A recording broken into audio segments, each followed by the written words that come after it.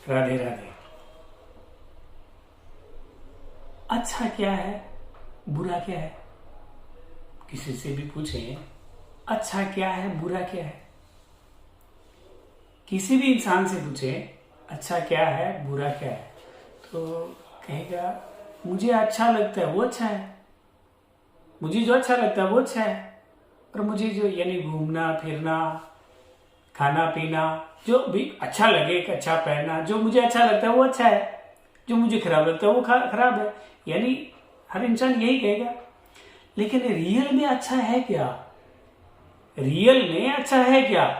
Real में अच्छा है आपके पास तीन चीजें हैं। तन, आपका तन, आपका मन, आप मन से हमेशा खुश रहे। तन यानी हमेशा स्वस्थ रहे, आपका तन है। मन यानी आप हमेशा मुस्कुराते रहे, मन प्रसन्न रहे। और आपका धन, जो आपका रुपया है, आपका जो धन है, यानी वो आपकी अपनी तीन ही चीजें हैं, तन मन और धन। ये तीनों में हमेशा हितकर हो वो अच्छा है। इन तीनों में यानी आप नशा करने लगे तो तन के लिए अच्छा नहीं हुआ ना, फिर नशा करने लगे तो अच्छा नहीं हुआ। तो तन स्वस्थ रहे और मन खुश रहे, और धन यानी धन है वो बढ़ता रहे, धन की कमी ना हो, धन की कमी ना हो, और धन व्यर्थ का कहीं ना जाए, धन व्यर्थ का कहीं ना जाए कि यहाँ पे इतना चला गया, कि ये हो गया वो हो गया। यानी धन भी आपके पास आपका रहे, आपका बन के रहे, आपका धन आपको सपोर्ट करे, आपका मन आपको सपोर्ट करे, आपका तन आपको सपोर्ट करे, और लंबे काल तक। तो ये अच्छा है, ये अच्छा है, ये अच्छाई है। और धन का मालिक, धन किसे कहते हैं? धन जुपिटर, और पेट की जो लीवर होती है ना, लीवर बोलते हैं, वो ज्ञानी होता है कि यानी पेट के अंदर जो भी डालते हैं, लीवर को पता होता है कि ये पचाना है कि नहीं पचाना है। अगर नहीं पचाना, या तो मोमेंटिंग से बाहर निकाल देता है, या दस्त लगने लग जाते हैं। यानी जुपिटर को हर जगह ज्ञान है, इसीलिए कहा जाता है कि पेट के लीवर को पता होता है कि मुझे क्या खाना है क्या नहीं खाना है। अब यहाँ पे आप विस्की डालेंगे, सड़ी हुई चीज डालेंगे, तो ये ग्रहण नहीं करेगा। और यानी धुआं है, ये राहु है, धुआं ये राहु है। और वाइन डाल रहे हो तो वाइन क्या है? राहु। तो लीवर को खराब करेगी, बृहस्पति को खराब करेगी, पेट को खराब करेगी। यानी आप धन को स्वस्थ रखिए, और धन क्या है? आपका लीवर। लीवर क्या है? जुपिटर। और मन, मन क्या है? चंद्रमा। चंद्रमा यानी पानी। आपके शरीर में भी 70% पानी है, पानी स्वस्थ रहना चाहिए। तो आपका शरीर का जो पानी है वो अच्छा रहे, और कहते हैं कि सबसे ज्यादा 12 लीटर पानी पीना चाहिए, 13 लीटर पानी पीना चाहिए। और यानी शरीर में पानी की मात्रा अच्छी है तो आपका मन अच्छा है, पानी की मात्रा अच्छी है तो मन अच्छा है। और मन का वेग है वो किस तरह से कैसे बहता है, इसके जानने के लिए तन पे जाना पड़ेगा कि तन, तो तन क्या है? तन क्या है? तन को जानने के लिए, या हर इंसान अपने आप को जानने के लिए हमेशा लालच रहता है भी अपने आप को जाने। और अपने आप को जानने का सबसे शानदार जो जरिया है वो कुंडली है। कुंडली में बनाते ही सबसे पहले बनती है लगन कुंडली। यानी कौन सा लगन है, आपका सूर्य का लगन है कि मंगल का लगन है, कि आप किस लगन के हो। ये जितनी भी राशियां या लगन है, 12 राशियां, तो पता चलता है। अब यानी आपकी सिंह लगन है तो सिंह लगन का मतलब क्या? सूर्य। यानी आप क्या हो? सूर्य। और आपका मकर लगन है तो आप क्या हो? शनि। कुछ लोग होते हैं हृष्ट पुष्ट होते हैं, शरीर से बड़े बलशाली भी होते हैं, और खेतों में बहुत मेहनत करते हैं, काम भी करते हैं, शरीर श्रेष्ठ होता है, लेकिन उनको मीठा हजम नहीं होता। उनको घी हजम नहीं होता। ये जब भी खाते हैं तो बोलते मैं थोड़ा सा ही खा लेता हूं तो पेट खराब हो जाता है मेरा। उनको शरीर में, यानी आपका तन कैसा है ये लग्न कुंडली से पता चल जाता है। आपका तन कैसा है, यानी किस ग्रह के अधीनस्थ है, आप हैं कौन। सबसे पहले आप ग्रह हैं, ग्रहों में कौन सा है, और उसके बाद में आप आत्मा की बात करेंगे। क्योंकि इस ब्रह्मांड में जो आप चल रहे हैं तो यहाँ पे तो ग्रहों के अधीनस्थ है सब कुछ। तो आप क्या है जानिए आप। तो आप अगर शनि है तो सूर्य को नहीं ग्रहण कर सकते, और वो सूर्य पचेगा नहीं। ये डॉक्टर कोई नहीं बता पाएगा। आप बीमार होंगे तो चले जाएंगे तो ठीक है, लेकिन लग्न कुंडली यानी ज्योतिष में आप जाते ही आप लग्न कुंडली बनाएंगे। सबसे पहली कुंडली कौन सी बनती है, लग्न कुंडली। तो उसमें क्या पता चलता है कि ये लगन है, ये लगन है। और यानी कोई चीज लगन शब्द को जानने के लिए, जैसे इसकी लगन इस तरफ है, ये लगन ऐसी लागी लगन, यानी लगन जो होती है, यानी आपकी तन की लगन क्या है। और फिर राशि की बात होती है। राशि का एक नजरिया, यानी किस इंसान की राशि क्या है, या ये राशि किसके, ये धन किसका होता है ना। राशि शब्द ये उसकी राशि है। कहते हैं ये छोड़ के गया है, ये उसकी राशि है। ये जो स्थान है ये उसकी राशि है। तो इससे पता चलता है वो उसकी राशि यानी उस ग्रह की राशि है। अगर ये दोनों एक हो जाए, यानी जिसका लगन भी शनि हो और राशि भी शनि हो, यानी राशि भी मकर हो और लगन भी मकर हो, तो वो शनि हो गया।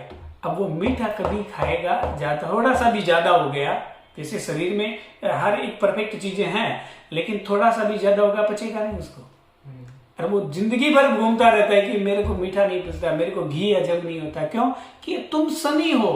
अब यही अगर वो सूर्य है, यानी जिसकी सिंह राशि है और सिंह लगन है, तो वो सूर्य हो गया। उसको तेल हजम नहीं होगा, तेल से बनी हुई चीजें है ना, उसको हजम नहीं होगी, उसके लिए हितकारी नहीं है।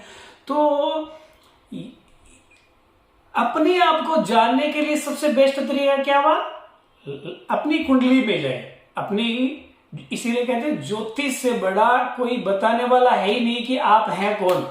आप खुद जानने में तो बहुत समय लगेगा कि आप कौन हो, लेकिन ज्योतिष बता देती कि आप कौन हो। यूं खोल के बता देती, यूं खोल करके कि आप ये हो, और आप ये हो तो आप इस ओरा में चले हो, यानी आप ये ग्रह हो, आप इस एनवायरमेंट में बने हो, आपको ऐसे चलना चाहिए।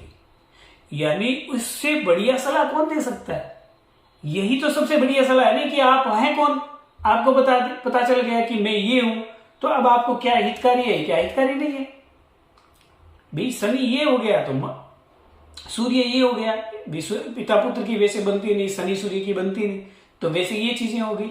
तो आप हैं कौन ये जानने के लिए सबसे पहले लगन और लगन कुंडली और चंद्र कुंडली, ये दो ही महत्व है। और उसके बाद में पता चलता है दशा, यानी इंसान की दशा क्या है। एक मकान की दशा क्या है, कि फैक्ट्री की दशा क्या है, कि गाड़ी की दशा क्या है, कि शरीर की दशा क्या है। यानी उस दशा, यानी दशा शब्द से पता चलता है कि इसकी दशा कैसी है। और अभी यानी ये जो अभी जो समय चल रहा है या जो समय चलेगा, इसकी दशा इस तरह की रहेगी, अच्छे से पता चल जाता है। तो इतना इससे 100 गुना गूढ़ रहस्य जो है वो आप ज्योतिष के माध्यम से, यानी वेदों के अनुसार जो प्रमाणिकता की बात है, सार्वभौमिक जो सत्य है, यानी यूनिवर्सल जो ट्रूथ है, यानी इसी को सनातन कहते हैं। और यही सत्य है। कहते हैं सत्य को जानो, सत्य को जानो, सत्य वेद है, सत्य वेद है, सत्य वेद है। इसीलिए कहा जाता है कि इस वेदों का जो नजरिया है वो श्रेष्ठ है। वेद खोल करके पढ़े, आप बता देंगे कि आप ये हो और ये होने वाला है, आप ये कर सकते हो या ये बन सकते हो। और कुंडली ही श्रेष्ठ है, क्योंकि कुंडली में आपको पता चल जाता है। और कुंडली में और एक स्टेप और आगे की बात करें तो दूसरे घर में जिसकी शुक्र बैठा हो, वो शुक्र के जैसा सोचेगा, यानी खुशियों के बारे में, खुशबू के बारे में, मन मिजाज अच्छा रखने वाला।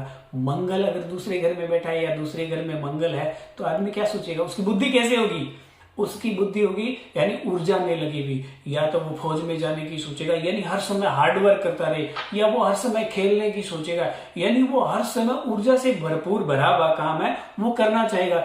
यानी आपकी बुद्धि कैसी है और आप क्या कर सकते हो दूसरे घर से पता चलता है। और दूसरा घर बुद्धि का होता है, और दूसरे घर में कौन सा ग्रह बैठा है, और उससे पता चलता है कि आप क्या सोच रहे हो और आपकी बुद्धि में क्या चल रहा है और आप क्या करना चाहते हो और किस फ्लो में बहने वाले हो। यानी आपकी कुंडली इतना कुछ बता रही है। इसलिए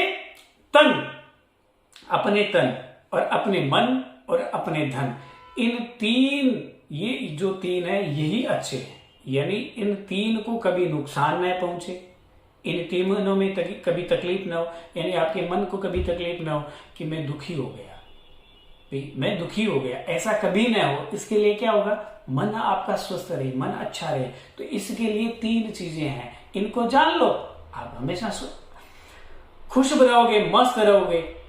और इसी में जानते हुए कहा जाता है कि जो नवग्रह या 12 राशियां, इनमें कहीं भी राहु का स्थान नहीं है और केतु का स्थान नहीं है।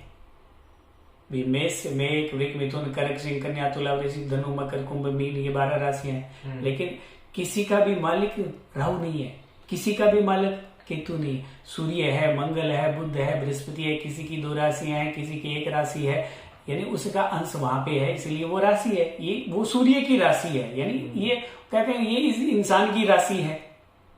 ये जो राशि है यहाँ पे अमाउंट पड़ा है, ये जो राशि है उसकी है, तो वैसे उसकी राशि है। लेकिन राहु की कोई राशि नहीं है, केतु की कोई राशि नहीं है, सूर्य, इसीलिए राहु का कोई मंदिर है कहीं देखा नहीं, केतु का कोई मंदिर है नहीं, उसकी राशि ही नहीं है, यानी उसका स्थान ही नहीं है। तो इसीलिए कहते हैं अपने जीवन में राहु को मत आने दीजिए, धुआं मत लीजिए, धुआं मत लीजिए, सड़ा हुआ मत लीजिए, विस्की मत लीजिए, ये सब मत लीजिए जीवन के अंदर में, क्योंकि इनका स्थान है ही नहीं आपके अंदर, इनका स्थान है ही नहीं आपके अंदर।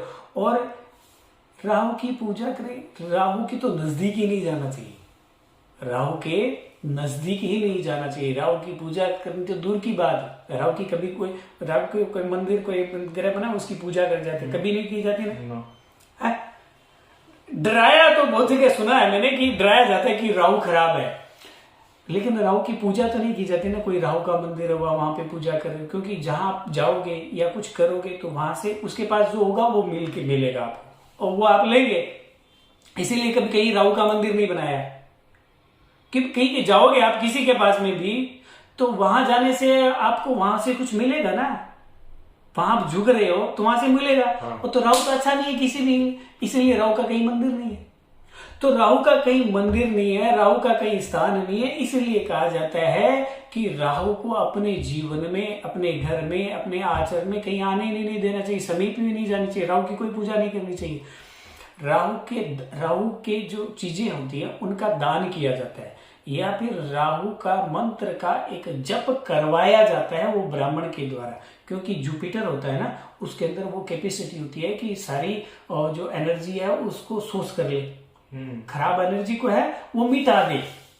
बृहस्पति के अंदर जो है भीतर की जो अग्नि है वो ऐसी होती है, तो वो जप कर सकता है। आप कहीं पे भी जाके राहु की या केतु की पूजा करें, या अपने घर में राहु को लाएं, अपने जीवन में केतु को लाएं। लोग बोलते हैं केतु अच्छा करना, अपने घर में केतु ले आओ, कुत्ता ले आओ, है राहु को ले आओ। अरे राहु और जीवन में तो कहीं आने नहीं चाहिए, इनको स्थान ही नहीं मिला, ब्रह्मांड में ही नहीं मिला है, तो आप क्यों लेके आ रहे हो? आप हो ही नहीं, आप किसी, यानी या तो मंगल हो आप, या सूर्य हो, या जो भी हो, लेकिन कहीं भी राहु आना अच्छा नहीं है, तो फिर राहु को क्यों ला रहे हो भी? हाँ, बात सही। तो हर चीज को मस्ती से, सजगता से, यानी हर चीज को समझते हुए, और ये वेद ही दे सकते हैं, ये सार्वभौमिक सत्य जो है ये वेदों का नजरिया दे सकता है। तो इसलिए वेदों के पास जाइए, वेदों का जो नजरिया है वो समझ लीजिए, तो आप और ये पूरी मानव जाति इतनी प्रफुल्लित हो जाएगी जिसकी सीमा न हो। क्योंकि जब कोई भी इंसान अपने में रहे ना, तो इसका मजा ही कुछ और होता है। कोई भी इंसान अपने में रहे तो मजा ही कुछ और होता है। यानी उसका अपना ही है, शीशा है तो शीशा शुक्र हो गया ना। अगर इसमें लोहा लग जाएगा तो मजा नहीं आएगा ना। यानी शीशा अपना अपने में ही रहे तो अलग ही मजा है। अपना अपने में ही रहे तो मजा है। तो अपने में ही रहने के लिए आप क्या हो आप जान लीजिए। कुंडली बनाइए, लगन क्या है आपका, आपकी राशि क्या है, यानी आप क्या हो आपको पता चल जाएगा और उसी की पूर्णता कीजिए आप, हर काम हो गया आपका। हर मानव इतना प्रफुल्लित हो सकता है जिसकी सीमा न हो। यानी इतना वो खुश, इतना वो प्रसन्नचित्त रह सकता है सिर्फ स्वयं को जानने से। और स्वयं को जानने के लिए ज्योतिष इतना ही शानदार, इतना दिव्य चक्षु है, आपको एकदम सजगता से पहला पन्ना खोलते ही बता देगा आप ये हो, आपकी बुद्धि ये है, आपका पराक्रम ये है, यानी आपकी ताकत क्या है, आपका सुख ये है, यानी आपकी इनकम ये, आप क्या हो वो खुल करके बताने वाली जो चीज है वो ज्योतिष, वो आपकी कुंडली। तो कुंडली को जानना चाहिए, कुंडली को जान लिया सब कुछ जान गए।